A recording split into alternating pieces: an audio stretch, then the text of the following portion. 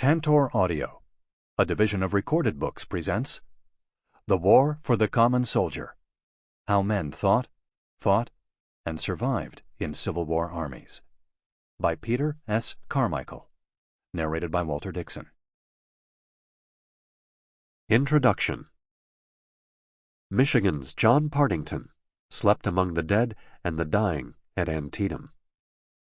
The slim, full-bearded 23-year-old awoke to smells and sights that exceeded his worst expectations of war. The battered landscape aroused Partington's curiosity as he left camp to get a closer view of the destruction. Partington was understandably intrigued, given that his regiment had missed the fighting on September 17, 1862. Just 2 months earlier, in response to Abraham Lincoln's call for 300,000 Union volunteers, John had quit his job as a store clerk, enlisted in the 24th Michigan Infantry, and said goodbye to his wife, Sarah, and their infant daughter in Trenton, Michigan. The mighty conflict that Partington could only imagine as something on a distant horizon was suddenly upon him. Partington only had to walk a stone throw of our camp to see bodies mangled by war. Hundreds of Confederate wounded lay sprawled before him, barely holding on to life, without an attending nurse or doctor. "The awfulest sight you ever see, Sarah," a shaken Partington scribbled in a letter to his wife. "Some dying, some legs off and arms, and they're as lousy as they can be. They're lying in barns and sheds just as they can get shelter. I go down and see them every day," he added. "There's 1 or 2 die every day. It is an awful sight." His outpouring of sympathy, though deeply felt, did not soften his hatred for the Southern cause, or temper his desire to kill a Confederate. "Dear Sarah," he wrote, "I must now close, for I must clean my gun and keep in good fighting trim so I can pop a rebel every time." Partington's bravado could not mask his struggles in deciphering God's intentions in such human suffering. He felt deeply for the Confederates wasting away in makeshift hospitals, even though he despised the rebellious cause and believed the fight to preserve the Union was a sacred one. Partington never countenanced the idea that God might abandon the North, yet he could not help but wonder about providential intentions after so much killing, when the prospect of peace appeared so distant. Was anything gained or lost from the slaughter of nearly 23,000 men in a single day at Antietam? "God, grant it there has been enough lives sacrificed in this unholy war," he pleaded. "Now I should think if the headmen would see the suffering it has caused, they would close it at once." Yet Partington was not sure if anyone could rein in this seemingly unstoppable conflict until both nations were drained of blood. "But I hope for myself, if it is ever settled, it will be done satisfactory to both parties. If it ain't, let it go on till either side or the other is annihilated. It is very strong talk, but it must be so. But things sometimes look dark, but the darkest hour is just before day. We are on the right, and God will help us and favor our arms." Despite his confident words, Partington worried that God's ways were not discernible. As with most Americans, John expected the war to follow a predictable cause and effect equation, in which divine favor would reward his people with victory. He discovered, as all soldiers did, that God ruled over man in ways that existed beyond human comprehension and control. The terrible images of Antietam stayed with Partington, but they never fully possessed his thoughts or owned his emotions. He rarely dwelled on the evils of war when writing home, always striving to be cheerful, believing that if he cultivated the right feelings, he would uplift his wife and protect her from the dangers of despair. Keeping spirits up throughout the war would be no easy task when his wife Sarah lived on the brink of destitution. She boarded with relatives out of financial necessity, often finding herself in the crosshairs of family squabbles, and at one point she considered cutting her hair for extra cash. All the while, Partington scraped by on the Army's irregular and paltry pay. When the financial demands became so severe Sarah considered going outside the home and taking a job, John flew into a rage. If she ever suggested working again, he would desert, and she would be responsible for his crime that would dishonor the family for generations to come. The incident passed, and Sarah remained at home, fulfilling John's idealized vision of their marriage as a partnership in war. By all accounts, Sarah played the part, encouraging her husband to do his duty, to be a good Christian, and to know that their letters kept them emotionally connected. Dear Sarah, John wrote in a typical letter, God and your prayers give me strength and courage to pass through whatever may be my lot. I've put a little pocket in that blue flannel shirt right by my heart, and there you and baby lays night and day. That is the locket, the one you sent me last. I keep it in the Bible, and I carry that in my breast pocket. So you see, dear, I have you by me all the time, and through every danger. I will try and not get you hurt. As soon as Partington buttoned his blue sack coat and shouldered a musket, he turned to Sarah as his spiritual comrade in war. He beseeched her to pray for him in almost every letter. Her words soothed his emotions and inspired him to live a godly life. He put down the bottle and picked up a Bible, showing himself and Sarah his deep desire to live and fight like a Christian warrior. His high aspirations reflected the society that had sent him off to war. The North, like the South, looked to war as a moral purifier for men who would, through a disciplined and religious life in the ranks, achieve character. Partington promised to return home a different man. The shame of having surrendered to drink in his past clearly haunted him. There were too many memories of coming home full of whiskey and rage. What transpired during their late-night altercations is impossible to say from John's letters. But in admitting his sin, Partington found hope in the Lord's eternal promise of redemption. He also sought forgiveness from his wife. "Sarah," Partington pleaded, "if I could recall those nights, I would sacrifice my right hand. But you will forgive me, won't you, dear? And I make a faithful promise before God, if ever I get back to you, I will live a different life." Like so many Northern and Southern men, Partington underwent a conversion experience in the ranks, believing that fighting made the man, and that courage and piety were pillars of a dutiful soldier sacrificing for the nation by leaving his beloved wife and family behind. If the scenes from Antietam had caused Partington to wonder if God directed the war, then the disaster at Fredericksburg shattered his belief that wartime conduct would lead to predictable results. The useless slaughter of Union soldiers on December 13, 1862, showed Partington that acts of supreme courage, even when inspired by a just cause, could not defeat impregnable Confederate works or overcome bungling Union generalship. The deaths were indiscriminate, impersonal, and gruesome. Shell fragments tore into the bodies of comrades while he stood unharmed, leading him to think that God must have shielded him. And yet Partington walked away from his first battle feeling out of spirits. He did not care how quickly they comprised this thing. Only a week later he regained his emotional equilibrium when he reflected upon his own survival. Only Providence, he reasoned, could have protected him from death. "Thank God," Partington wrote, "I have come out safe, though our forces suffered terrible, and lucky enough for us that we left as we did, for had we stayed there another day, they would have completely destroyed our army." Partington's gratitude to Providence has to be placed side by side with his acknowledgment that luck and military field position determined who lived and who won.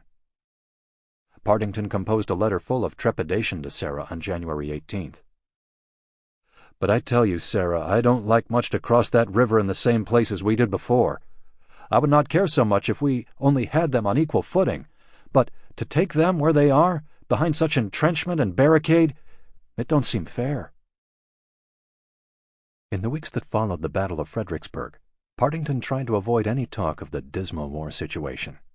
His letters were devotionals to Sarah, for in their love he generally found peace and contentment in the ranks. As with any soldier, however, emotions could master the man to the point that a longing for home could descend to the blues. On Christmas Eve, John felt his spirits sinking after seeing a close hometown friend who, "Whenever I look at him," he wrote to Sarah, "I think of you more." "No one knows the feeling of a husband and father away from home," John confided, "and everything looks so discouraging and dark that I am almost sick and tired of it." Partington was edging toward a dark place in his letter, even though he knew, like most Civil War soldiers, that keeping one's spirits up demonstrated character, proved one's faith, and testified to the power of loving a woman. "I pray for you and baby every night as I lay down, for God to keep you both in health and spirits. Sarah, I did not think a man could love a woman so as I love you today. Oh, that the time was come when I could clasp them once more to my breast. But keep up spirits, dear, for your John's sake." The bottom nearly fell out for Partington and the entire Army of the Potomac after Burnside's failed offensive at the end of January, which was derisively called the Mud March. Union morale plunged and desertion skyrocketed. But Partington would not budge from the ranks. Nothing could induce him to abandon the army. His reputation as a fighting man was too precious to risk. "I would sooner be brought home in my coffin to you, as bad as I want to see you, dear. I never could desert. Sarah, I never could bring such disgrace to you and my little darling." Partington remained committed to military victory, but in his letters following Fredericksburg, he focused more on the hardships of soldiering than the idealism of the Union cause. After describing a trying rotation on picket duty, where he stood in the blowing snow for more than 24 hours without a fire, Partington reminded his wife that the trials of a soldier could not be imagined, but only experienced. "Sarah, I never knew before what a man could stand. Talk about hardships. Here is where you will find them." Just before the opening of the Gettysburg campaign, Partington sent a cautionary letter to Sarah, reminding her that luck might bring victory to the enemy once again. He expected the rebels to maneuver toward Manassas, where Union armies had suffered a humiliating defeat in July 1861 and again in August 1862. Partington judged the Manassas battleground a favorite Confederate hunting ground for Yankees. "That is a lucky battlefield for the rebels," John opined. "If we should have one there, I hope it will prove lucky for us this time." At the same time, Partington could not imagine that God's hand would not direct military affairs. His lack of certitude about providential intentions is telling. Partington was likely reassuring himself as much as he was Sarah when he wrote, "God prosper our arms if we do, for we are on the right side, and right as might, we all know." And yet he still suggested in the same letter that the campaign's outcome might hinge on luck. His confusion should not be interpreted as a loss of faith. He was only coming to terms with a war that was not easy to read. Even if misfortune struck, and the Army of the Potomac blundered into another death trap like Fredericksburg, Partington remained confident of one thing. He and his comrades would follow any order with unhesitating obedience.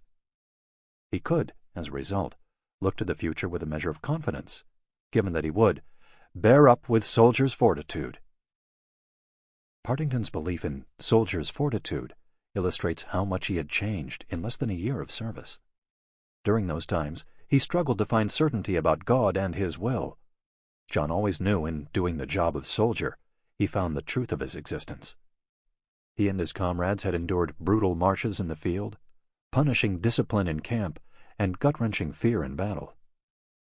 No one who had not endured the same experiences could possibly question their standing as men of moral courage. His sense of duty drew its strength from relationships forged by experience in the ranks, and religious or patriotic rhetoric receded to descriptions of men suffering and sacrificing. Partington explained it very simply to Sarah. "For I don't think it is hardly possible for me to come home this summer," he wrote on June 5th, "for they need every man they got, and I don't think it's my duty to leave now, when we are needed the most." If there were any doubts about his standing as a soldier, Partington could also point to the bullet-riddled flag of the 24th Michigan as indisputable evidence of his regiment's valor for the cause of the Union. The banner actually guided Partington's thoughts and actions, keeping him from applying for a furlough in early June, even though he wanted to see Sarah as much as he ever did. Military necessity demanded that every man shoulder a musket when there was a whiff of a coming campaign. He explained to his wife that when he saw the flag, he felt an overpowering love for her and his country. "Not that I love you less than the good old flag, but," he added, "I love that next to you, and will stick by it as long as she waves, for it is the only flag of the free." Partington predicted that preservation of the flag depended on the will of the individual soldier, who would have to keep killing until the national banner would, triumph over all other rags that are afloat against us now and ever. John Partington's account is not the story of the common soldier of the Civil War, but his personal history shows how members of the rank and file learned to be flexible in thought and in action. It did not take long for Union and Confederate volunteers to appreciate how they were conditioned by the world they inhabited. Circumstances controlled Army life, and adaptability, more than any other trait, best describes how Union and Confederate soldiers navigated their world on a daily basis. A Minnesota soldier captured this perspective when he outlined the qualities most valued by the rank and file.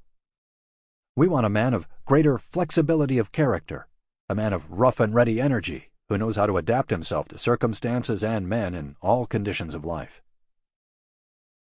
Ideas never lost their importance to Civil War soldiers, but beliefs did not always lead to a predictable cause-and-effect pattern of rewards and punishments during a tumultuous armed conflict.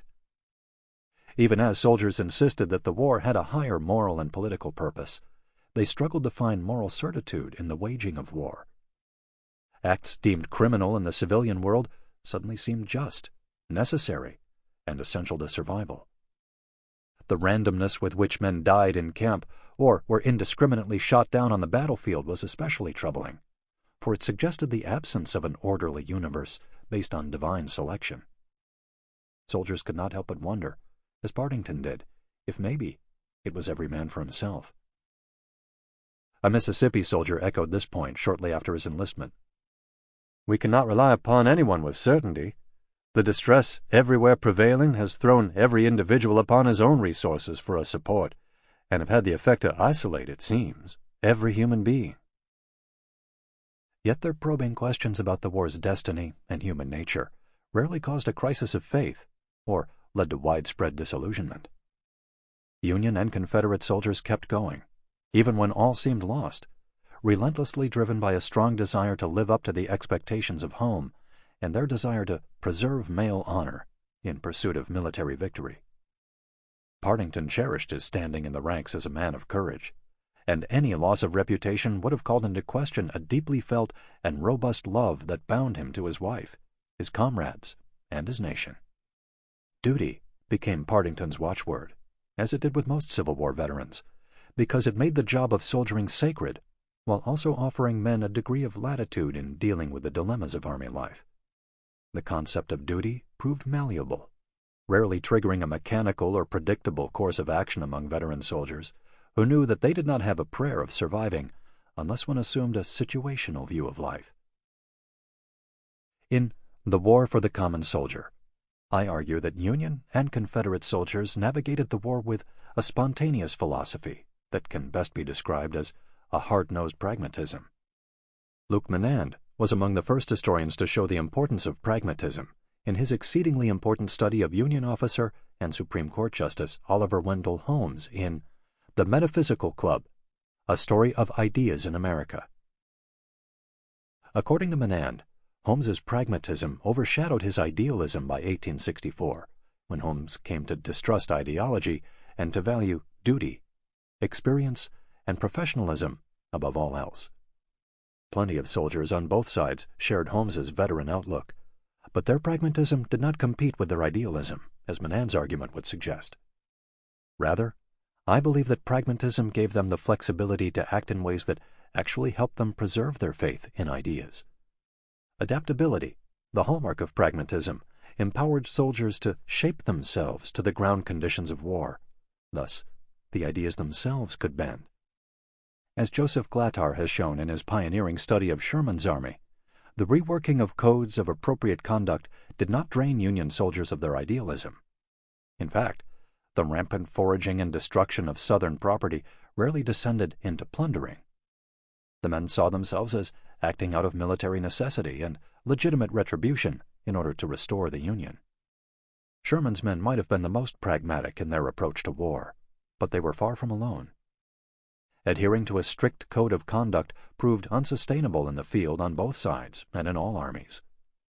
To most men's shock, well-established binaries of duty or disobedience, morality or immorality, loyalty or disloyalty, and bravery or cowardice were blurred by war. Situational thinking prevailed, but never occurred in isolation from soldiers' relationships to their households, families, and wives. The fluid ways in which soldiers read and reacted to daily life in the ranks largely drew from their hard experiences and lessons learned on the ground, making it possible for Union and Confederate soldiers to live with the contradictory elements of their violent and volatile existence in the ranks. Pragmatism also helped affirm Civil War soldiers' sense of being independent-minded citizen soldiers. This ethos drew from the example of George Washington, whose civic virtue and high-minded service set a standard Northern and Southern volunteers sought to emulate.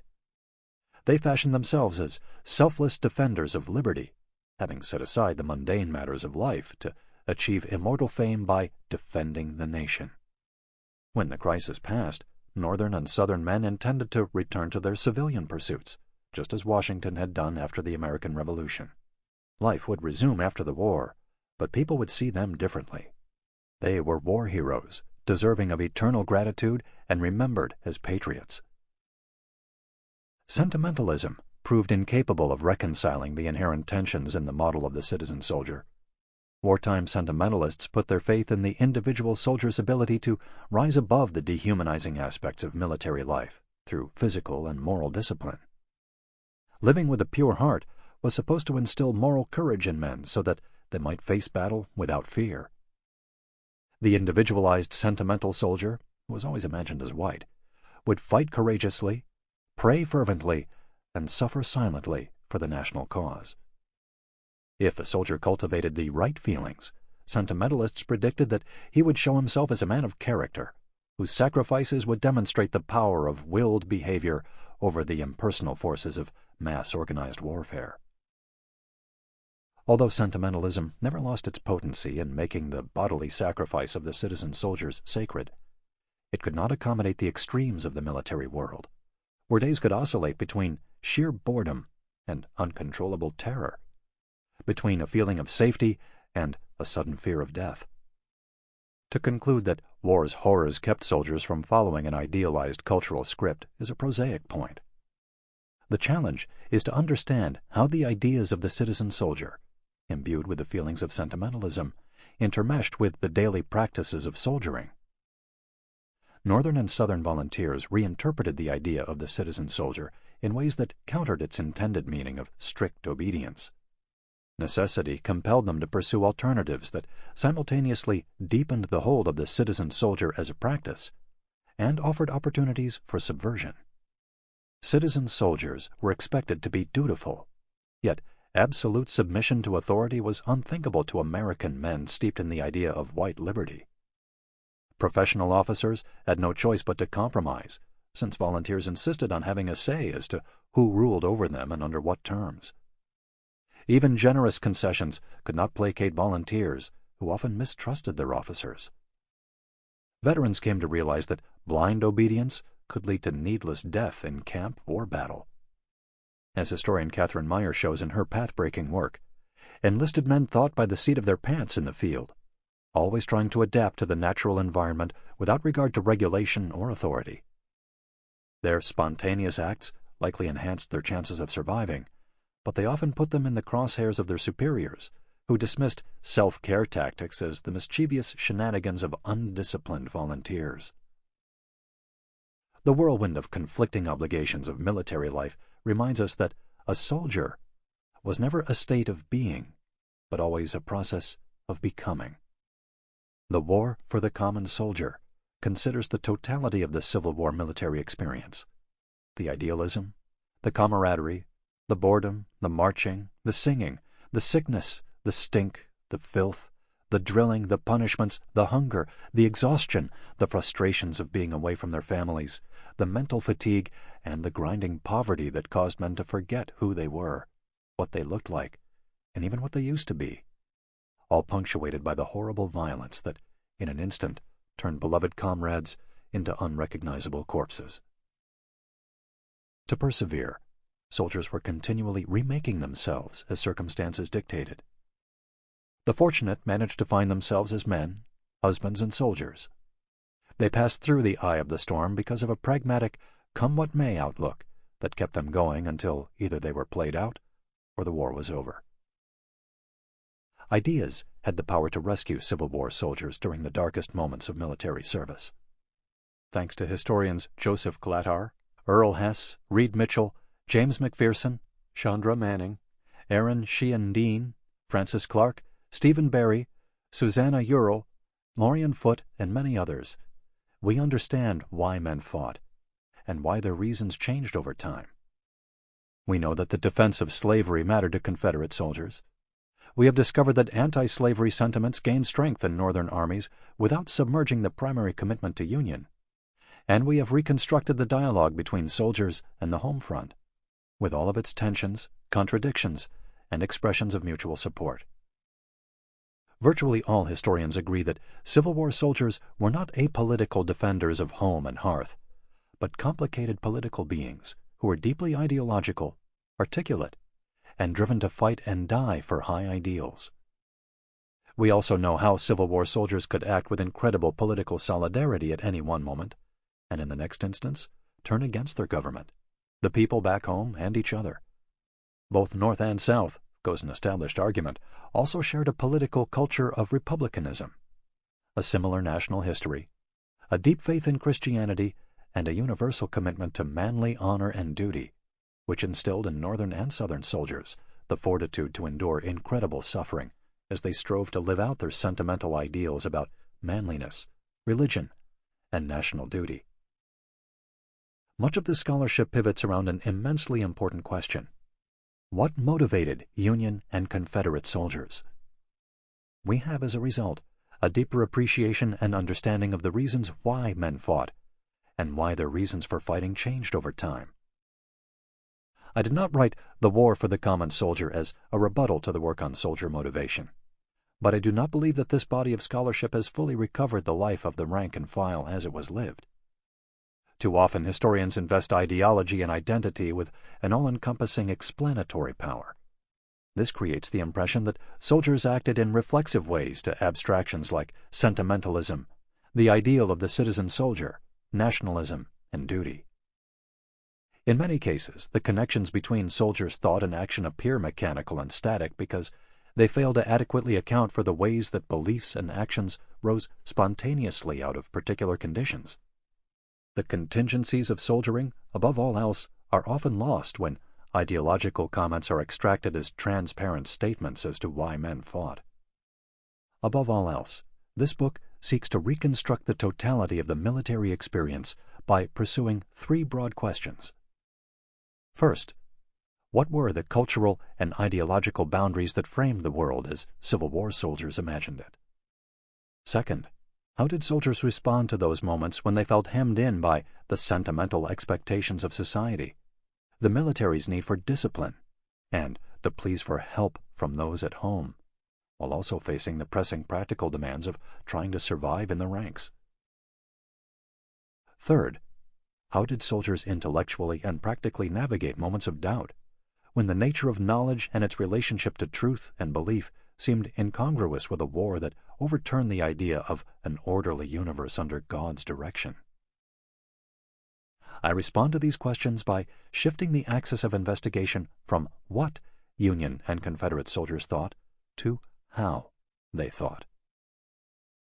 Examining how soldiers thought is fraught with challenges, given that so much of the existing Civil War correspondence can be cataloged as terse tales that never pierce the inner world of the writer. The internalization of the war among veterans, as pervasive as it was, does not mean that any inquiry into how these men thought is beyond reach. Moving the inquiry below the content of wartime writings uncovers cultural orientations that shape, color, and organize the way people see, comprehend, and represent the world around them. My understanding of the act of writing is closely aligned with my belief that soldier letters are neither transparent windows into the workings of the author's mind, nor unmediated statements that reveal why men fought. The act of writing registers an expression of reality filtered through cultural lenses and the idiosyncratic tendencies of the writer. When less emphasis is placed on the truthfulness of a soldier's writings, it is possible to see letter writing as a creative act.